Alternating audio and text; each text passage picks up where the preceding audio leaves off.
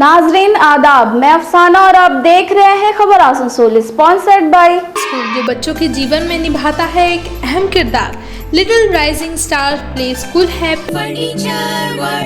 Furniture lovers की पहली पसंद, जीटी रोड, शनि मंदिर। Need based hospital and medical institute which is accessible and affordable. Welcome to Payal Multi Plaza, a one-stop solution for all your shopping needs. School जो बच्चों के जीवन में निभाता है एक अहम किरदार। Little rising star play school सुविधा, Galaxy apartment, we turn your dreams into reality. Railway station. मंत्री मुलाय घटक जी दो चेहरे लेकर घूम रहे हैं। गारुई नदी पर परमानेंट सॉल्यूशन हो। शत्रुघ्न सिन्हा जी सिर्फ हाथ फैलाकर वोट लेना जानते हैं, लेकिन उनको काम करना नहीं आता। आज ये तमाम बातें एआईएमआईएम नेता दानिश अजीज ने प्रेस कॉन्फ्रेंस के दौरान कही। वहीं एजाज अहमद ने कहा कि हुकूमत को चाहिए था कि जो लोग वोट देकर इन्हें मंत्री, मेयर और डिप्टी मेयर बना के भेज रहे हैं, उन पर भी ध्यान दे। इस मौके पे मोहम्मद अनवर, आतिफ मलिक, शोहरत आलम, सरवर इफ्तिखार आलम खास तौर से मौजूद थे। मेयर साहब अभी तो उनका एक सामने मामला आ गया है कि वो कुछ काम करने के लिए गए थे, राहत कार्य काम करने के लिए गए थे और गिर गए, हाथ टूट गई। वो हम लोगों को लोकेशन नहीं मिल रहा है कि कहाँ पे वो राहत कार्य काम कर रहे थे और वो गिर गए और उनकी हाथ टूट गई। लोकेशन हम लोग तलाश और हम लोग अपने तरफ से एक एलिगेशन लगा रहे हैं। ये एकदम स्पष्ट तौर पे बोल रहे हैं हम लोग। माननीय मंत्री मलय घटक जी से आप मीडिया के माध्यम से ये पूछना चाहते हैं, एलिगेशन लगाते हुए, कि क्या वजह ऐसा है कि अनिमेश दास जी के वार्ड 22 नंबर तक ही टूटा भांगा ही वाल है। 22 नंबर तक वाल दिए आप, लेकिन आज़ाद बस्ती जहाँ से शुरू होता है वहाँ से लेकर आप रामकृष्ण डंगाल तक क्यों छोड़ दिए? कहीं ऐसा तो नहीं मंत्री मलय घटक जी दो चेहरे लेकर घूम रहे हैं? कहीं ऐसा तो नहीं कि मंत्री मलय घटक जी अपना वोट बैंक लोगों को मजबूर बनाकर रखने के लिए ऐसा कर रहे हैं? कहीं ऐसा तो नहीं कि मंत्री मलय घटक जी आपसी मोहब्बत दिखाने की वजह से अनिमेश दास जी के ऊपर ज़्यादा मोहब्बत दिख रहा है और उसके बगल वाले वार्ड से शुरू होकर एकदम उसके बगल वाले वार्ड से शुरू होकर रामकृष्ण डंगाल तक मोहब्बत कम नज़र आ रहा है? तो मंत्री मलय घटक जी मोहब्बत ज़्यादा दिखाएं और लोगों के लिए राहत कार्य करें। और पश्चिम बर्धमान डिस्ट्रिक्ट एमआईएम का जो पहल है कि गरवी नदी पर परमानेंट सोल्यूशन 20 फीट का गहरा गड्ढा कीजिए। आप लोगों के पास शायद इंजीनियर भी फेल हैं या फिर आपके कॉरपोरेशन के बड़े बड़े उच्च स्तरीय अधिकारी भी नज़ारत हो चुके हैं, तो कम से कम अपने छोटे भाइयों की इन्फॉर्मेशन ले लीजिए, नॉलेज ले लीजिए और उसके माध्यम से काम कीजिए। मंत्री मलय घटक जी, आप एक लॉ मिनिस्टर हैं, आप पूरे पश्चिम बंगाल में रुतबा रखते हैं, शानो शौकत रखते हैं, लेकिन आपका ही क्षेत्र जब ऐसा है तो पूरे पश्चिम बंगाल में आपने क्या हालत करके रखा है, इससे हम अंदाज़ा लगा सकते हैं। तो आप अपने कुर्सी का सही मायने में वजूद रखते हुए गरवी नदी के लिए परमानेंट सोल्यूशन करिए। 20 फीट गड्ढा चाहिए और दोनों साइड वॉल करिए ताकि लोग जो परेशानी में मुब्तला है इससे बच सकें। फिर भी अगर आपकी मांगें पूरी नहीं होगी तो अगला कदम? दूसरा, अभी हम लोग के यहाँ पे 3 स्टेप है आज प्रेस कॉन्फ्रेंस करने का। अब हम लोग सक्रिय हो गए क्योंकि आप बार बार अपने घर के बच्चों को, अपने घर के बेटे को, अपने घर के चचा को, माताओं को, बहनों को भीगता हुआ, मरता हुआ नहीं देख सकते। इसलिए अब हम लोग जितना भी लेटर किए उस पर पहले आरटीआई करेंगे डीएम ऑफिस पे। 7 दिन का टाइम लेंगे वहाँ से, अगर वहाँ से मिलता है तो ठीक, नहीं तो ना कलकत्ता में हम लोग उच्च स्तरीय अधिकारी जो पश्चिम बंगाल के उच्च स्तरीय अधिकारी हैं उनसे मिलेंगे। उनसे भी अगर काम नहीं बना तो हमारे प्रेसिडेंट बैरिस्टर असदुद्दीन अवैसी साहब ने निर्देश जो दिया है उसी निर्देश के अनुसार एक फ़ाइल लिखेंगे और बनाकर भेज देंगे। जिस तरह बैरिस्टर असदुद्दीन अवैसी साहब पूरे हिंदुस्तान के मजलूमों की आवाज़ को उठाते हैं हर जगह, हर मोड़ पे, चाहे वो जीते भले हैदराबाद से होते हैं, लेकिन वो आवाज़ पूरे हिंदुस्तान की उठाते हैं। ठीक उसी तरह फिर ये आवाज़ कहीं ना कहीं हमारे बैरिस्टर असदुद्दीन अवैसी साहब के माध्यम से सांसद में गूंजेगा और जब ये ऐवान पार्लियामेंट में गूंजेगा और जब ये गूंजेगा तो शत्रुघ्न सिन्हा जी जो सिर्फ हाथ फैलाकर वोट लेना जानते हैं लेकिन उनको काम करना नहीं आता, उनको भी सुनाई देगा। तब इनकी आँख खुलेगी, शायद उसके बाद ये लोग कुछ कर पाएँ। तो इन्हें चाहिए अब गरवी नदी पे कुछ बड़ा हादसा होना चाहिए, तभी जाकर ये लोग मानेंगे। शायद इनको मौत से भी बड़ा कुछ एक हादसा चाहिए इनको। गरवी नदी को डेवलपमेंट करने के लिए, इसीलिए ये लोग छोड़ के रखे हुए हैं। के टाइम में और बाढ़ के टाइम में ये बात एकदम बिल्कुल गलत है। मजलिस इत्तेहादुल मुस्लिमीन पहले भी आवाज़ लगाई है, हम लोगों ने बताया कॉरपोरेशन के कि आप साफ सफाई कर रहे हैं, उसके साथ साथ वाल भी दे दे, ऐसा वाल दे जिससे जो बाहर से कचरा आता है, लोग कचरा डाल के चले जाते हैं, वो सिस्टम ख़त्म हो जाएगा, कचरा बाहर से नहीं आएगा। फिर एक सिस्टम बन जाएगा कि पानी ओवरफ्लोड भी नहीं होगा। मेरे इलाके में जो जान जा रही है हर साल 21 में, 22 में, 23 में, 24 में, जो इससे पहले भी 21-22 से पहले भी जान गई है, तो ये काम रुक जाएगा। तो हुकूमत को ये चीज़ चाहिए था कि हम जिसका खाना खा रहे हैं, जो लोग हमें वोट दे रहे हैं और मंत्री बना के, मेयर बना के और डिप्टी मेयर बना के रखा है, तो इन लोगों को कम से कम ध्यान दिया जाए। हम लोगों का मुतालबा हमेशा रहा है कि एक परमानेंट सॉल्यूशन निकाल दें जिससे ये मामला गरवी नदी का ख़त्म हो जाए। आज हम लोगों ने अपने सदर के साथ और हमारे जो नेशनल सदर है वहाँ तक भी बात को पहुँचाई है कि इस तरह का मामला हम लोगों के साथ चल रहा है। अभी हमारे सदर साहब बता रहे थे कि अनिमेश दाकावाट में वाल किया हुआ है। अगर मैं कहता हूँ, वहाँ से एक मीडिया के साथी ने सवाल किया कि क्या ये मंत्री साहब के कार्यकाल में हुआ है, मैं कहता हूँ कि 34 साल पहला हुकूमत भी नाकारा था जिसकी सरकार गिर गई, और अभी जो 2011 से सरकार ये भी नाकारा है, काम नहीं कर रहा है। उन्होंने जिसने काम करके रखा, जिसने काम किया है एक वार्ड में, उनका क्या मनसब था, वो क्या सोच करके वहाँ पे किए थे, बाकी एरिया को छोड़ दिए। तो कहीं ना कहीं ये मैं समझता हूँ कि भाषा का राजनीति तो नहीं चल रहा है कि एक तरफ एक भाषा के रहने वाला है वहाँ पे वाल कर देते हैं, बाकी हिंदी भाषा के लोग उधर रहते हैं, उधर नहीं किया जाए। ये तो उनकी मानसिकता थी, उन्होंने कैसे काम किया। हम लोगों का मामला है कि हम जहाँ रह रहे हैं, हम जिस जगह में रह रहे हैं और हम जहाँ पे राजनीति कर रहे हैं, मेरा एरिया में देखिए पश्चिम बर्धमान डिस्ट्रिक्ट, पूरा पश्चिम बर्धमान, लेकिन आसनसोल नॉर्थ, आसनसोल उत्तर विधानसभा, ये एक ऐसा विधानसभा है जहाँ से 3-3 बार मगरबी बंगाल में मंत्री आते हैं, जहाँ पे लोग वोट देते हैं इन लोगों को। वहाँ अगर काम नहीं करेंगे जनाब तो आवाज़ तो उठेगी। मजलिस इत्तेहाद, कोई बोले ना बोले, मजलिस इत्तेहादुल मुस्लिमीन जरूर बोलेगा।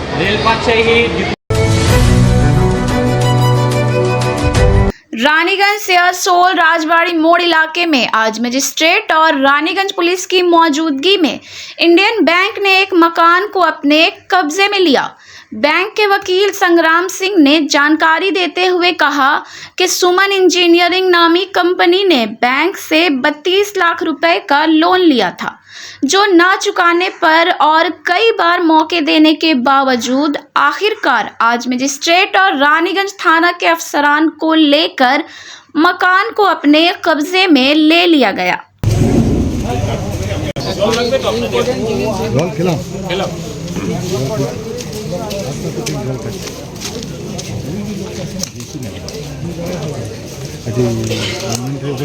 আচ্ছা আচ্ছা, আর এই লেনদেনটা কী হবে? হ্যাঁ, লেনদেনটা বার করেন, এগুলো তো হচ্ছে লেনদেন। আমি অ্যাডভোকেট সাহেবকে জিজ্ঞেস করবো ঠান্ডা লাগে।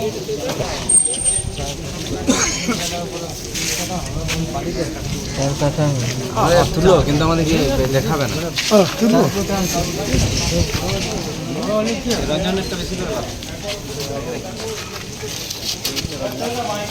घटना क्या हुआ है? सुमन इंजीनियरिंग के नाम से आज से 2 साल पहले 32 लाख रुपए का मूल लोन लिया गया था। ठीक है, लोन लेने के बाद इंडियन बैंक भी देन इलाहाबाद बैंक और आज का इंडियन बैंक से लिया गया था, लेकिन लोन शोध नहीं हो सका। ये लोग डीआरटी में गए, वो था अरूप मजुमदार के नाम से, और वर्तमान में पाकिया मजुमदार जो उनकी लीगल हेयर एंड सक्सेसर है, वो डीआरटी में मामला की, उस मामले में कोई स्टे नहीं है। स्टे नहीं रहने के बावजूद बैंक डीएम ऑर्डर करा के आज मजिस्ट्रेट को लेकर और रानीगंज थाना को लेकर आज उसका सरफेसी एक्ट के तहत इस मकान का कब्जा करने आए, और ऑलरेडी ये मकान बीट हो चुका है। तो बाकिया मजुमदार फिर भी क्लेम करे कि मकान मेरा है, जबकि ना उनके पास कोई स्टे ऑर्डर है और ना ही उनके पास कोई ऐसा ऑर्डर है कि इस मकान को रोक सके, और ऑलरेडी ये मकान बिक चुका है। कितना रुपया वहाँ से लोन लिया था? 32 लाख का लोन था, सब लेके 40 लाख के ऊपर था, और ये मकान ऑलरेडी बीडर को दिया जा चुका 35 लाख। तो मजिस्ट्रेट, इसके रिकवरी एजेंट है राजीव बनर्जी एंड टीम, मैं उस कंपनी का अधिवक्ता संग्राम सिंह, मजिस्ट्रेट सारथीनाथ दास, साथ में चीफ मैनेजर श्री प्रवीण कुमार जी, अमरीश कुमार जी, और हमारी विकास चंद्र दत्तो आईसी रानीगंज, बाद में उनकी सारी फोर्स, मैं सारे फोर्स को धन्यवाद देता हूं कि उन्होंने हमारा पूरा सहयोग किया। साथ में प्रेस मीडिया को भी धन्यवाद देता हूं कि उन्होंने कवरेज करने का एक टाइम निकाला। मैं आपका परिचय दीजिए। मैं इस कंपनी का माननीय अधिवक्ता संग्राम Singh.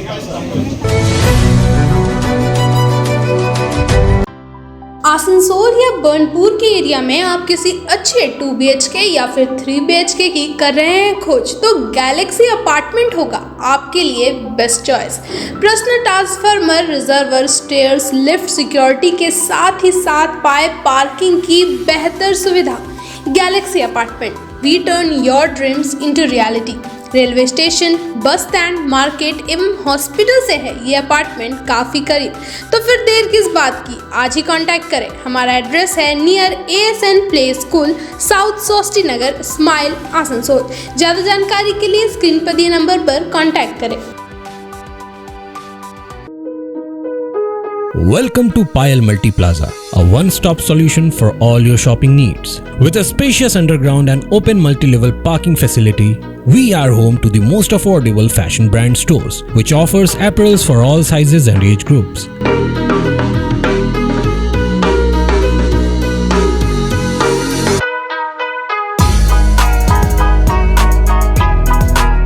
At Payal Fresh, we get all your grocery requirements covered.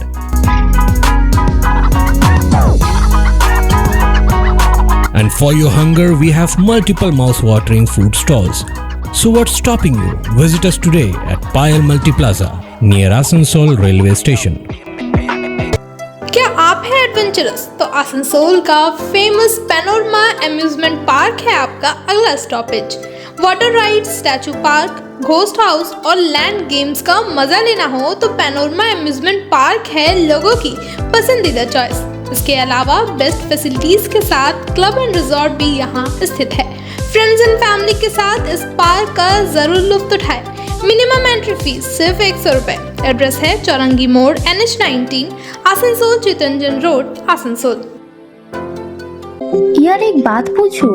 हाँ बोलो, इसमें पूछने वाली क्या बात है? तुम्हारे घर के फर्नीचर बहुत आकर्षक लगता है बहुत महंगा है।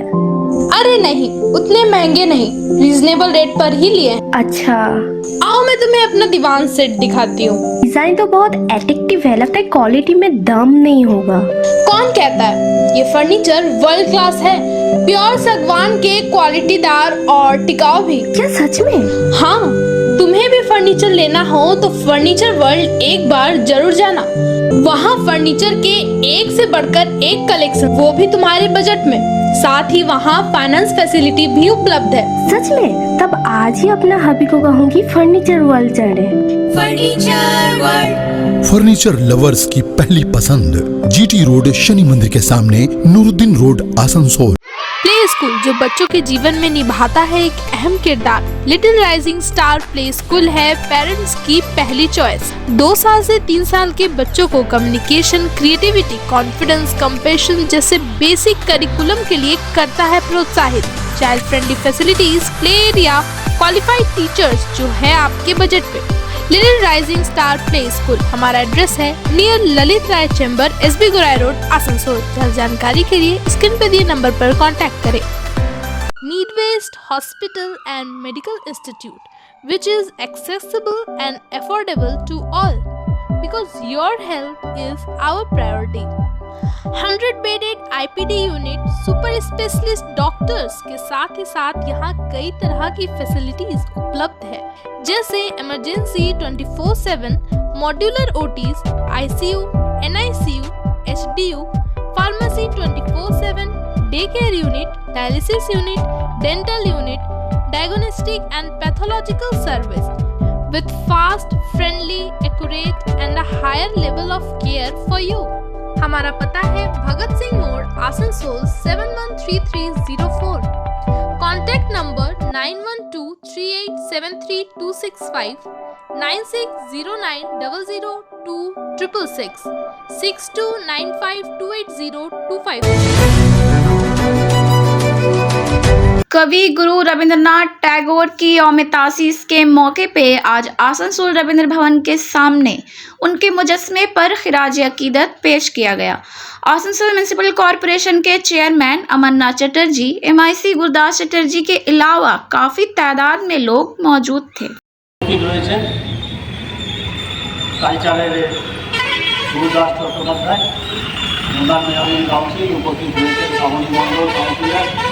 কবিতা দাস কাউন্সিলর, দিলীপরা রয়েছেন কাউন্সিলর, বীরের অধিকারী রয়েছেন, পল্লব রয়েছে, ভান্ডারী রয়েছে, জ্যোতির্ময়দা রয়েছে এবং পথ চলতি মানুষজন।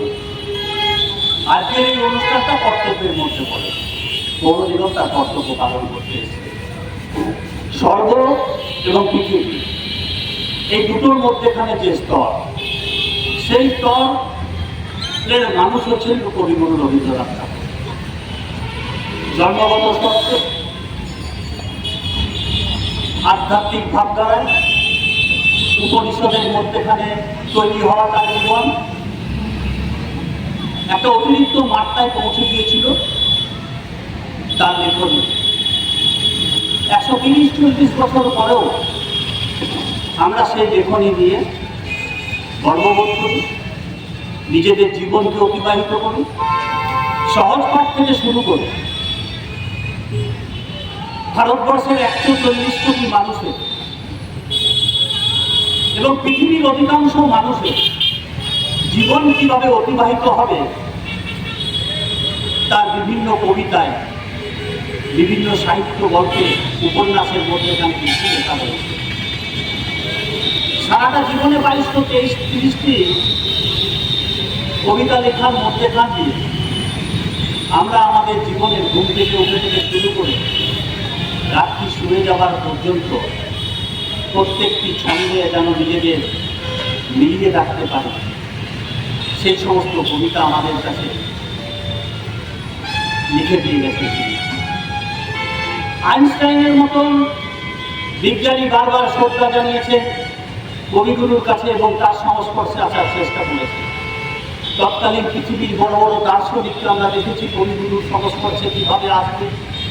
রাশিয়ার প্রধানমন্ত্রী থেকে শুরু করে রাশিয়ার প্রেসিডেন্ট কীভাবে কবিগুরুর সংস্পর্শে আসছে আমরা দেখেছি। সেই সময় আমরা দেখেছিলাম তার সাম্যবাদের কথা, আমরা দেখেছিলাম তার সামাজিক মানুষের কথা, আমরা তার দেখেছিলাম নিম্নবর্গের মানুষের কথা,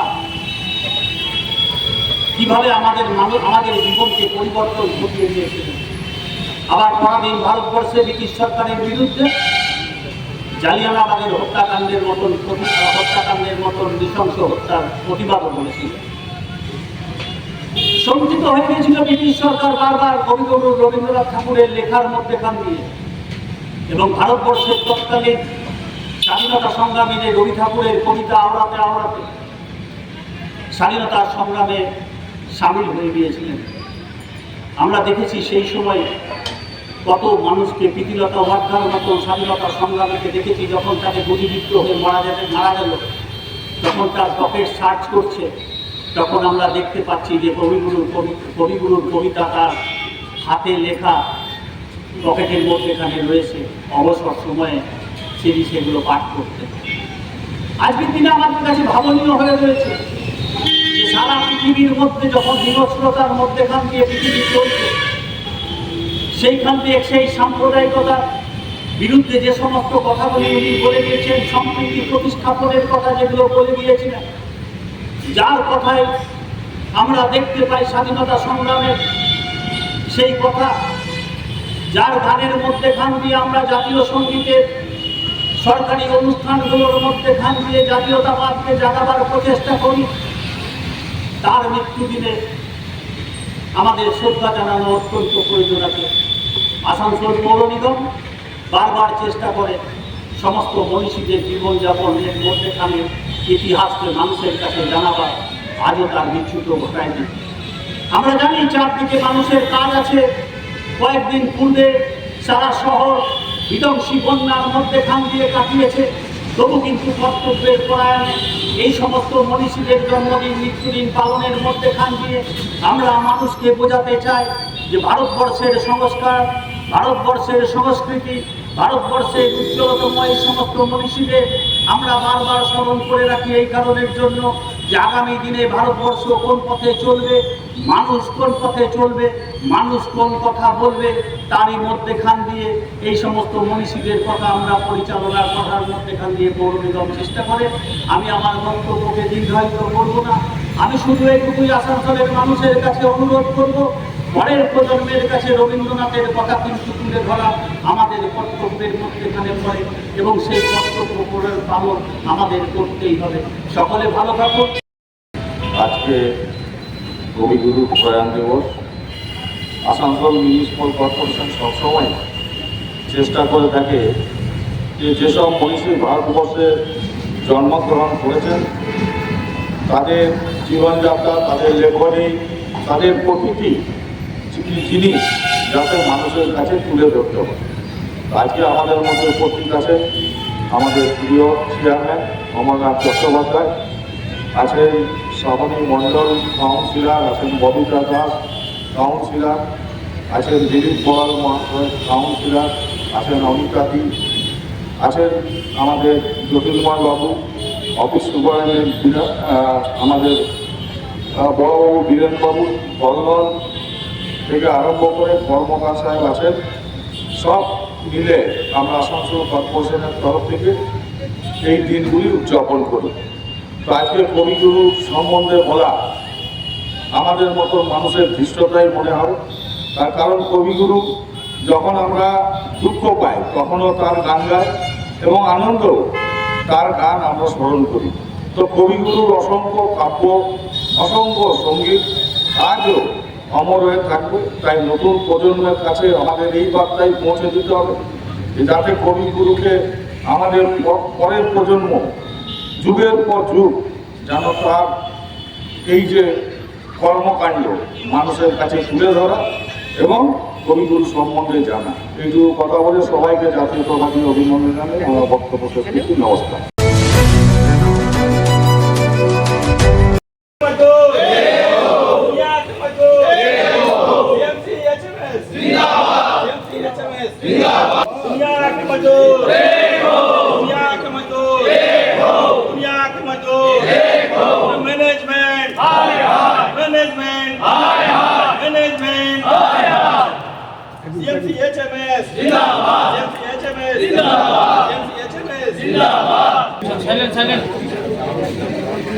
आज हम लोग यहाँ पर मजदूर विरोधी नीतियों के विरोध में परमानेंट और कॉन्ट्रेक्चुअल वर्कर एकत्रित हुए हैं और गेट मीटिंग का आह्वान किए।